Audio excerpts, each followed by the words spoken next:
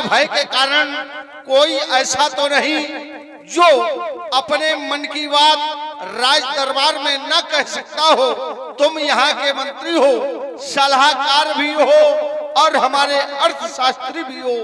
यहाँ तक कि ये प्रजा प्राय राजा से कहने में संकोच करती हो, मंत्रियों से तो अपनी मन की बात कहती होगी। तो मैं जानना चाहता हूँ, गौशालाओं में गौओं की सेवाएं, यज्ञशालाओं में यज्ञ इत्यादि हवन पूजन और उन देवालयों में समय समय से पूजन अर्चन बंदन, विद्यालयों में विद्या अध्ययन इत्यादि कार्य सभी सुचारू रूप से हो रहे या नहीं? धन्य है महाराज आपका जीवन। आप जब भी अपने पूर्वजों के सूर्यमुखी सिंहासन पर आसीन होते हैं, सर्वप्रथम आप हम मंत्रियों से अपनी इस प्यारी अयोध्या में निवास करने वाले प्यारे प्यारे प्रजावासियों की कुशलता पूछा करते हैं।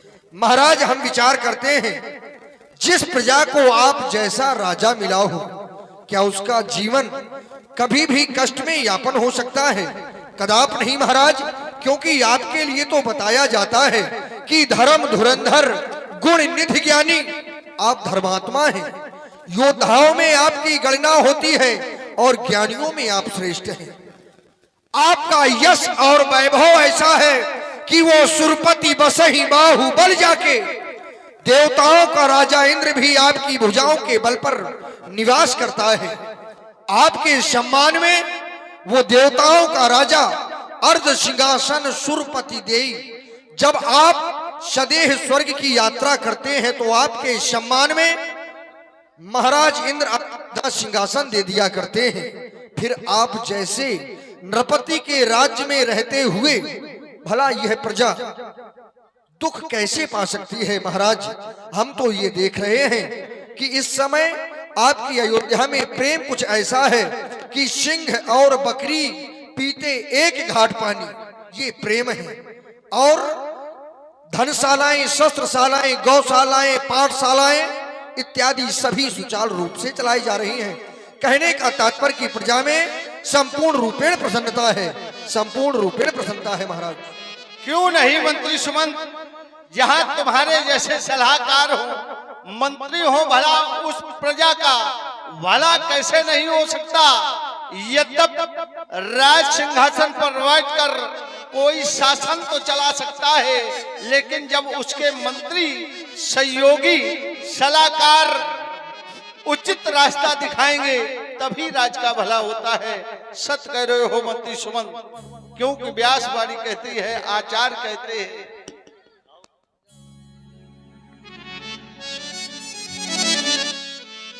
जासु राज प्रिय प्रजा दुखारी,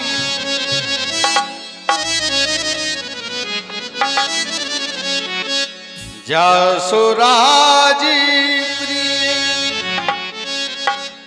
प्रजा दुखारी, सोन भवस नरक अधिकारी। जिस राजा के राज्य में प्रजा दुख का अनुभव करती है, वह नृपाल सदैव ही नरक का गामी होता है। तुम्हारे द्वारा कहा गया कि महाराज वो देवराज इंद्र भी अपना आधा आसन आपको दे दिया करते हैं। बस मंत्री सुमंत, आज मेरे हृदय में गिलान हो गई।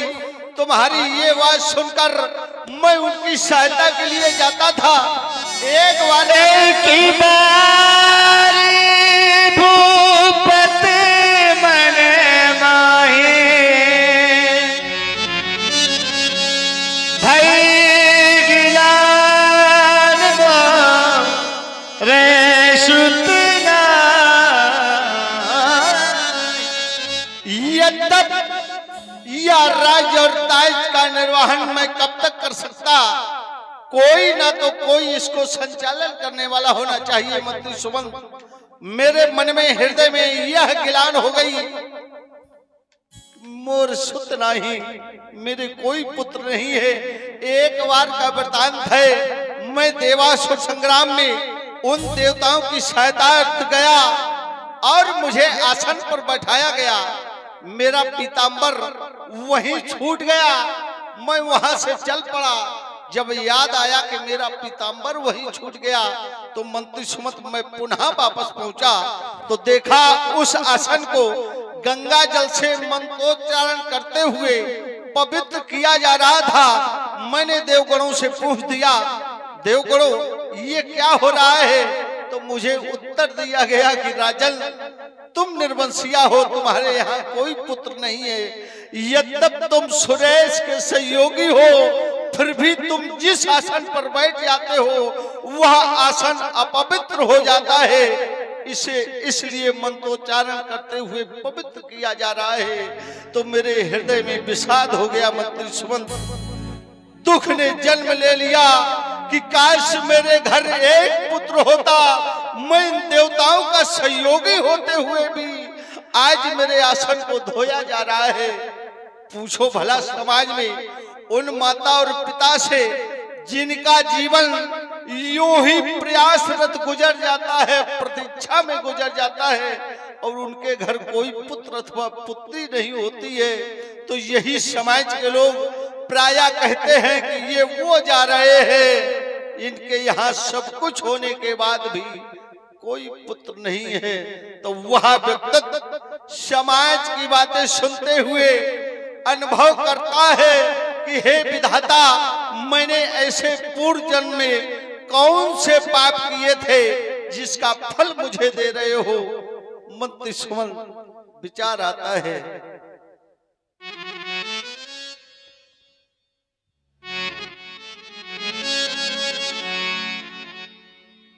सुन सुन के अपनों के ताने,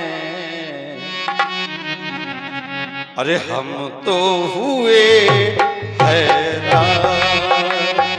हाय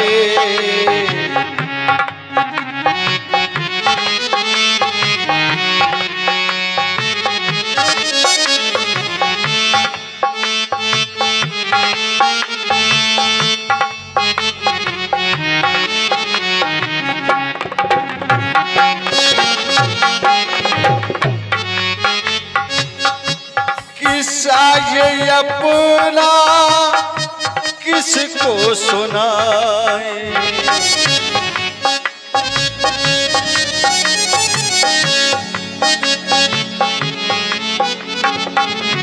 किस्सा ये अपना किसको सुनाए सुनाए। हम तो हुए हैरान। हाय तो हुए हैरान।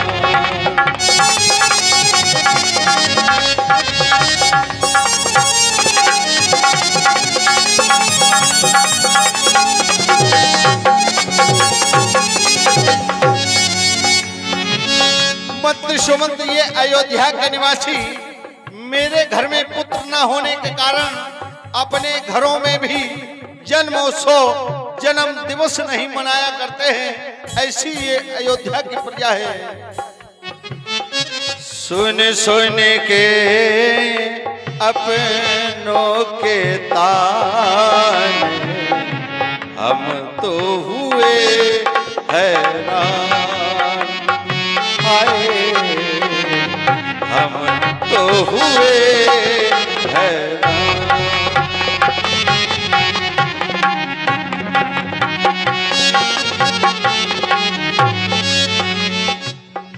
अवधपुरी से अमरावती तक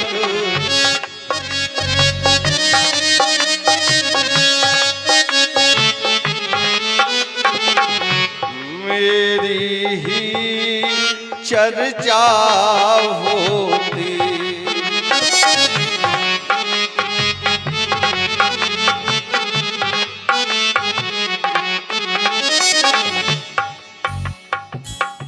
दिल की बातें किसको सुनाए, दिल की बातें किसको सुनाए। हम तो हुए हैरान।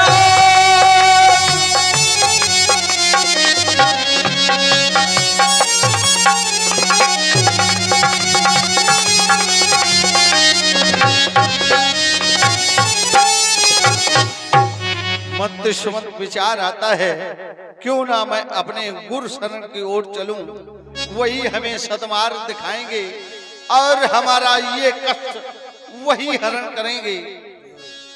गुरु गृह तुरत गयो में पाना, गुरु गृह तुरत गयो में पाना, चरण लागे करे विनय विशाल, चरण लागे करे विनय विशाल।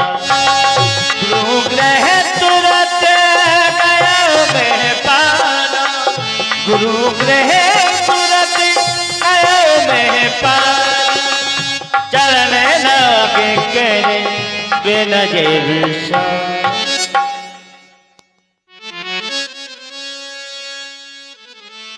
प्रातः स्मरणी, हे पूज पावन गुरुदेव, आपके श्री चरणों में ये अयोध्या का मुकुट मनसा वाचा कर्मणा प्रणाम करता है देवता।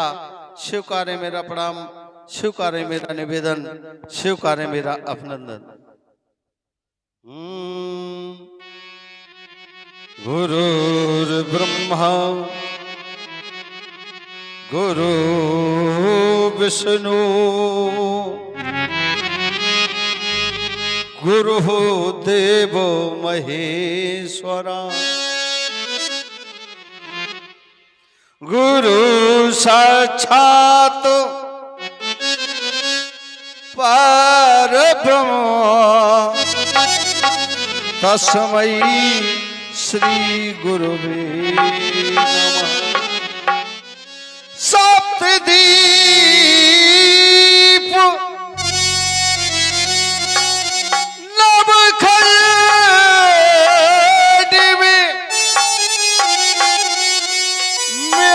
गुरु से बड़ा ना कोई,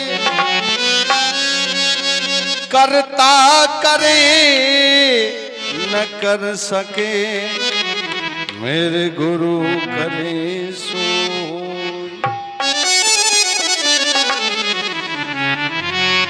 हे प्रभु, लागी लगन मत तोड़ना, आपके चरणों में हमारी सदैव ही लगन लगी है, क्योंकि मेरे बारे में कहा जाता, वीर सुधीर धुरंधर देवा, साधु समाय सदा तुम सेवा।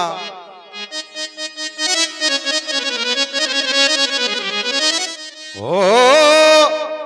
लागी लगन मत तोड़ना,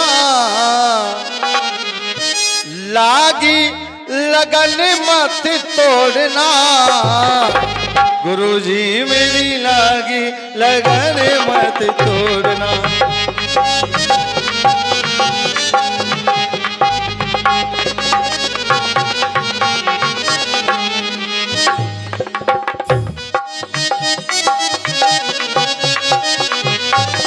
लागी लगन मत तोड़ना, हो लागी लगन मत तोड़ना, गुरुजी मेरी लागी लगन मत तोड़ना।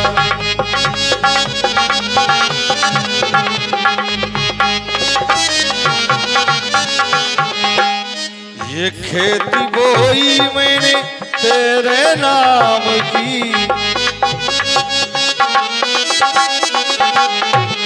ये खेती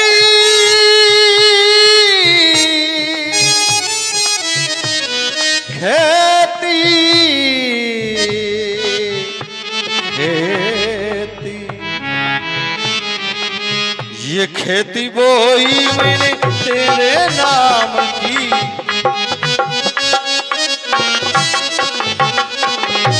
अब संभालो चाहे छोड़ना, अब संभालो चाहे छोड़ना, गुरुजी मेरी लागी लगन मत तोड़ना।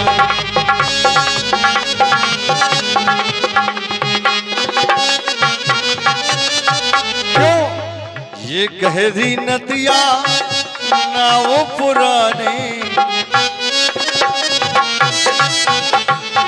ये संसार रूपी नदियां बहुत गहरी है, यह शरीर रूपी नौका बहुत पुरानी हो गई है। हे पावन गुरुदेव, ये गहरी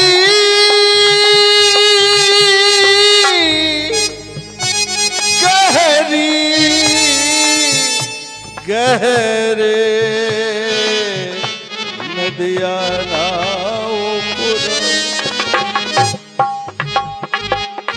गहरी नदिया नाव पुरानी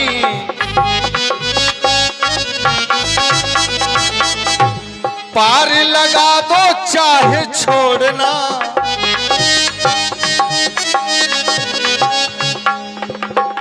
पार लगा दो चाहे छोड़ना गुरुजी मेरी लगन मत तोड़ना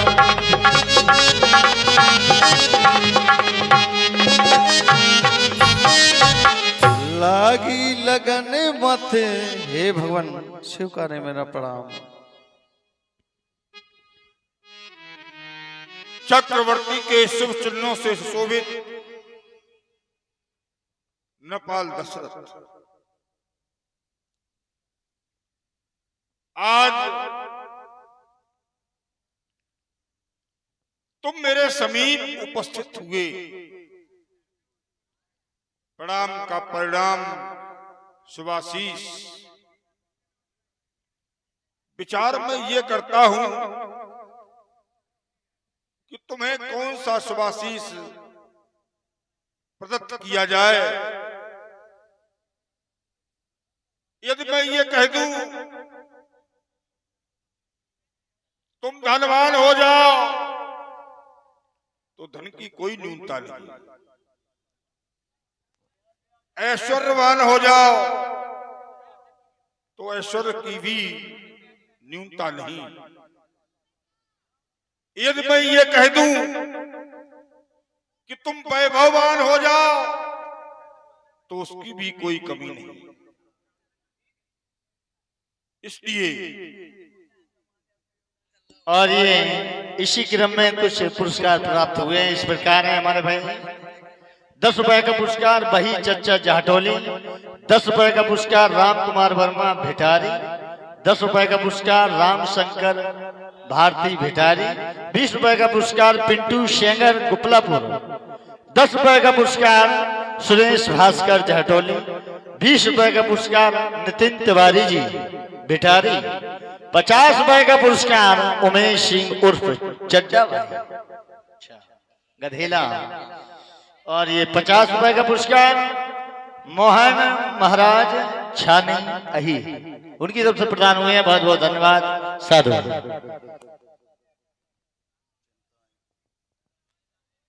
राजेंद्र तुमने प्रणाम किया तो उसका परिणाम शुभाशीष दीर्घायु भव, यशस्वी भव, आयुष्मान भव। आज यह मुखाकृति कुमलाई हुई विशेष प्रयोजन यदि है तो अवगत करो। जय हो गुरुदेव भगवान की सुने।